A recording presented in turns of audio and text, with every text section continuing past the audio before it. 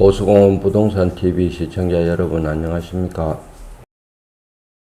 이번 시간에는 번영로 하늘채락 급유 분양권의 현재 상황에 대해서 업데이트 해보는 시간을 가져보겠습니다. 먼저 분양권 거래의 중요한 날짜를 한번 짚어보겠습니다. 당첨자 발표일은 24년 9월 10일입니다. 계약기간은 9월 25일부터 27일까지 3일간 진행되었죠. 따라서 전매 가능일은 6개월이 되는 25년 3월 12일부터입니다. 분양권 전매 시 참고할 날짜들입니다. 25년 9월 27일이 계약 마지막 날이고 여기서부터 이제 계산이 시작되겠죠. 25년 9월 27일 안에 분양권을 매도하셨다면 양도소득세를 77% 납부하셔야 됩니다. 그 이유면 당첨인지 분양권 매수자인지 따져봐야 되겠습니다.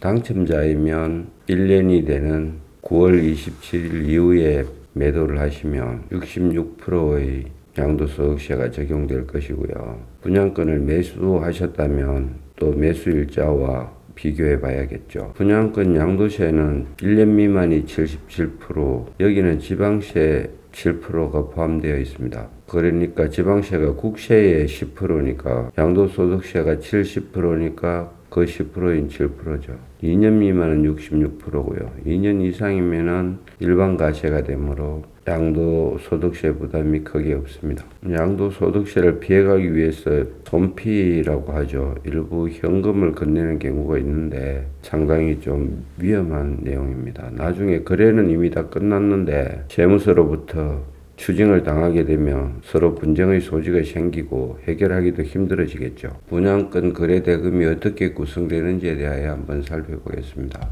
우선 총 거래 금액의 계산입니다. 제일 먼저 분양가가 들어갑니다. 84 기준으로 볼 때 7억 원 내외가 되겠습니다. 동호에 따라 물론 다 차이가 있습니다. 그 다음 확장비, 평형에 따라 각기 다르긴 하지만 84 기준으로 볼 때 2,500만 원입니다. 옵션비는 정말 선택에 따라서 많은 차이가 있을 수 있기 때문에 800만 원이라는 것은 그냥 참고 금액으로 생각하시면 될 것 같습니다. 프리미엄 매도자가 받겠다고 하는 금액을 상호협의를 통해서 매수자가 동의하면 그 금액이 프리미엄이 됩니다. 분양가에서 나는 얼마를 더 받고 팔겠다. 이게 프리미엄이 되는 거죠. 그 외에 참고할 금액을 한번 살펴보겠습니다. 우선 인지세가 있습니다. 인지세는 건당 15만 원입니다. 같은 분양권을 한번 거래될 때 인지세를 냈다고 해서 다음 거래 때 인지세가 면제되는 게 아닙니다. 같은 분양권이 10번 거래되면 10번 다 15만 원씩 인지세가 발생합니다. 대출 보증료가 100만 원 정도 있습니다. 분양권 보유 기간에 따라서 매도자와 매수자가 각각 부담을 합니다.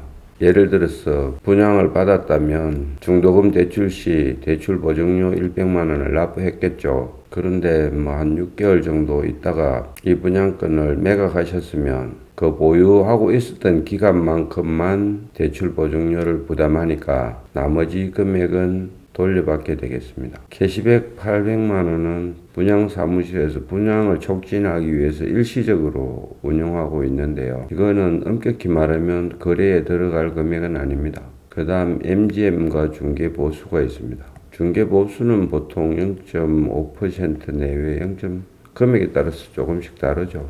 금액이 커지면 또 0.4%도 되고 MGM도 회사 방침에 따라서 계속 올랐다 내렸다 그렇게 하고 있습니다.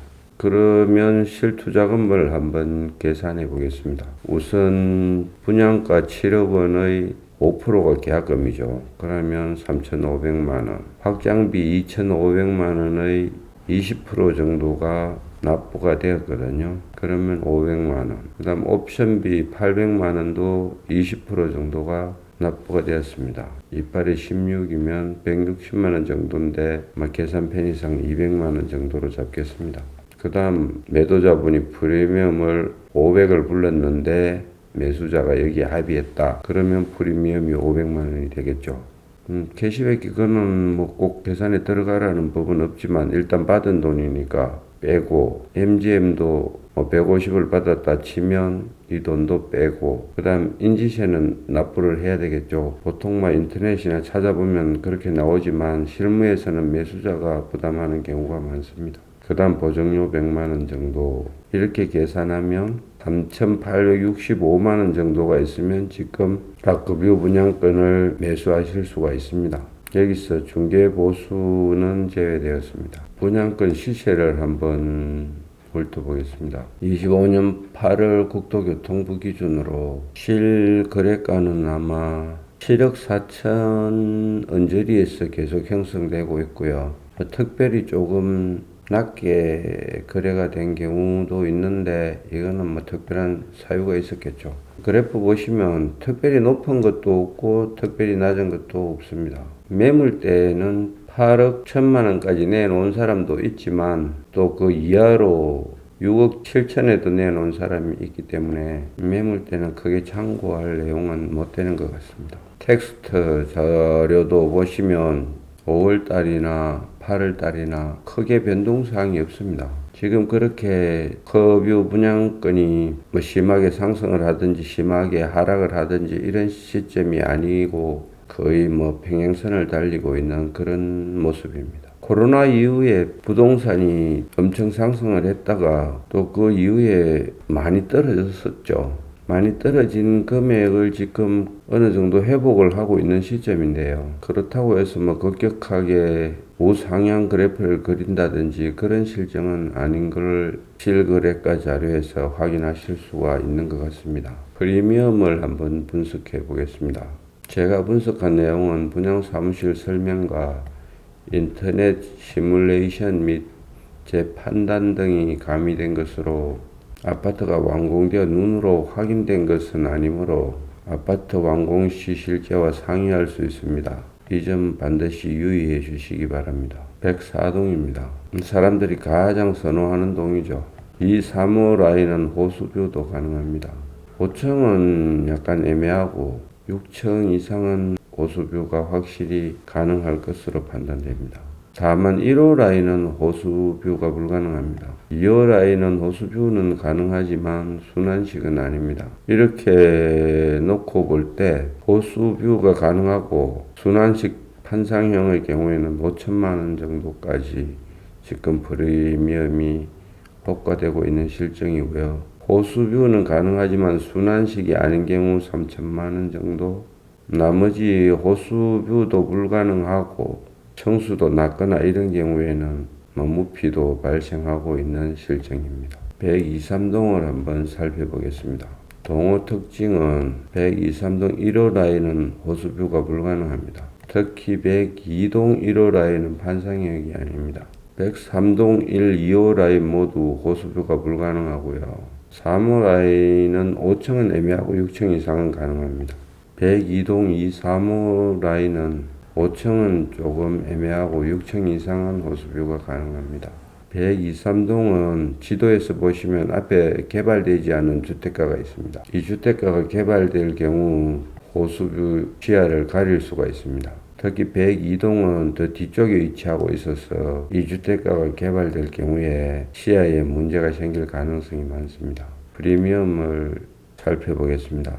호수뷰가 가능하고 순환식 판상형의 경우에 3천만원 정도, 호수뷰는 가능하지만 순환식이 아닌 경우에 2천만원 정도, 기타 호수뷰가 불가능한 경우 라인이나 청수에 따라서 마피에서 무피까지도 프리미엄이 형성되고 있습니다.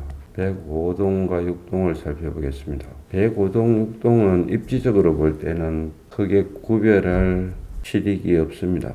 5구 타입이 두 동 다 위치하고 있죠. 5구 타입은 첫날 완판될 정도로 세대수도 작았지만 인기도 있었습니다. 앞쪽으로는 상가가, 뒤쪽으로는 정원과 각종 단지 내 편의시설이 위치하여 생활이 편리합니다.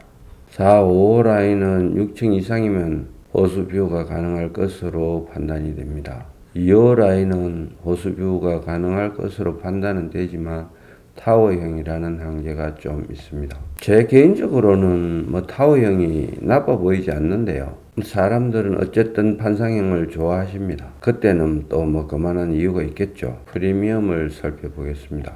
호수뷰가 가능하고 순환식 판상형의 경우에 1천만원 정도, 호수뷰는 가능하지만 순환식이 아닌 경우 500만원 정도, 기타 호수뷰가 불가능한 경우 라인이나 청수에 따라 마이너스에서 400만원 정도 프리미엄이 형성되고 있는 것 같습니다.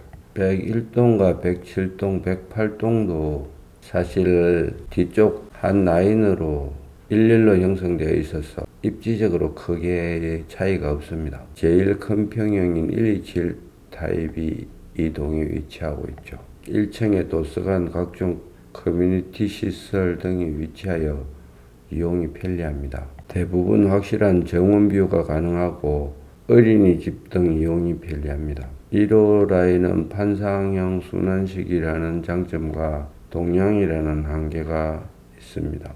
기타 라인은 판상형과 타워형이 혼재하고 멋진 공간 야경이 가능한 동호도 있습니다.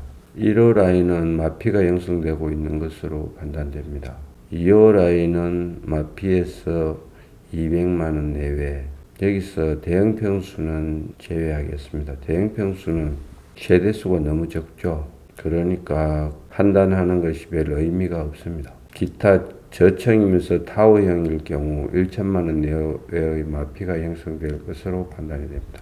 기타 저층이면서 타워형일 경우 1천만원 내외의 마피가 형성될 것으로 판단됩니다. 제가 설명에서 앞동 뒷동으로 표현은 했지만 실제 정문은 북쪽에 위치하고 있거든요.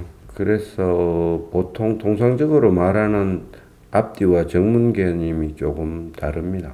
정문 쪽을 앞쪽이라고 우기면 또 정문 쪽이 앞쪽이 될 수 있겠죠. 하지만 일단 사람들이 그쪽을 뒤쪽으로 인식하고, 그러니까 101동, 107동, 108동 이런 걸 뒤쪽으로 인식하고 앞라인 104동, 105동, 106동 이런 걸 앞동으로 인식을 하고 있습니다.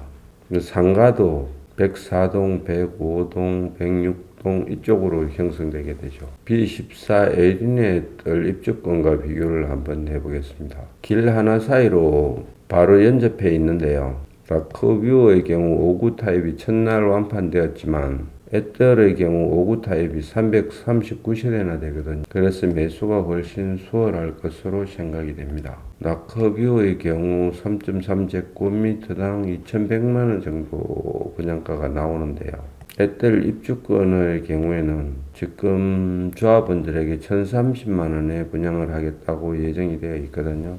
그래서 라크뷰와 비교해보면 상당히 유리한 점이 있는 것을 아실 수 있습니다. 에떨의 일반 분양은 라크뷰와 비슷하거나 분양 시기가 좀 늦기 때문에 오히려 높을 것이라는 예상도 나오고 있습니다. 이럴 경우에 조합원들은 상당한 수익을 보실 수 있으시겠죠. 곧 일반 분양을 앞두고 있어서 시기적으로도 크게 차이가 없습니다. 또 입주권은 10층 이상을 배정을 하거든요. 저층에 당첨될 위험이 일단 없죠. 거기다 또 혹시 개인적인 사정으로 저층을 원하실 경우에는 초점 없이 바로 배정이 가능합니다. 이주비가 감정가의 50%까지 무이자로 대출되죠. 중도금도 조합원들은 전부 무이자입니다. 거기에 플러스해서 조합원들에게는 고급 가전제품과 확장비 등이 전부 무료로 제공됩니다.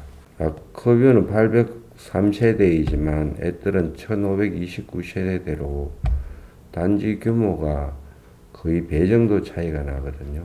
그리고 5구부터 102까지 비교적 세대수들이 많기 때문에 선택의 폭이 상당히 넓다고 할 수 있고, 아파트의 경우에는 대단지일수록 상승하는 특성이 있거든요.